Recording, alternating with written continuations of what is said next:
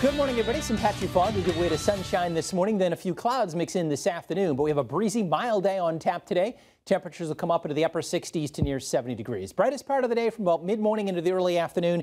And then we're going to end up going mostly cloudy this afternoon. But look at our readings. They're going to be coming up into the upper 60s to near 70 degrees with a southerly breeze. Temps tonight probably staying up with cloud cover. Overnight lows tonight, 45 to about 50 degrees. Then the warm temperatures are on for Thursday. Tomorrow we're going to make it into the mid-70s. Same deal on Friday.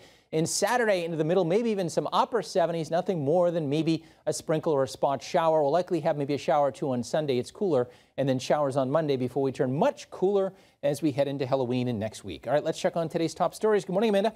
Good morning, Dan. I'm Amanda Callahan. Here's your latest news update from Western Mass News. State police confirmed they investigated a suspected marijuana grow house on Long Hill Street in Springfield. Crews from several agencies at the house, some in hazmat gear, taking out evidence yesterday morning. Neighbors say this is not the first marijuana grow operation to happen in that area. Our Western Mass News archives confirming another marijuana grow house was discovered at the home right next door in 2011. State police say this is part of a broader investigation. No further information is being released.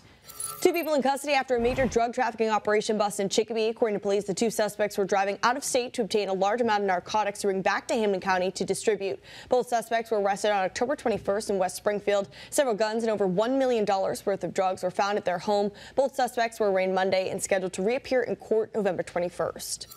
With just 2 weeks' notice, Hadley has joined the list of more than 90 Massachusetts communities forced to offer emergency shelter to migrants. The Knights Inn, now designated as a supplemental shelter for migrants, is housing 4 families as of now. In response, the town administrator has put together a task force of state and local officials. She says this isn't directly costing Hadley taxpayers, but she does anticipate the governor will release funds to reimburse the town.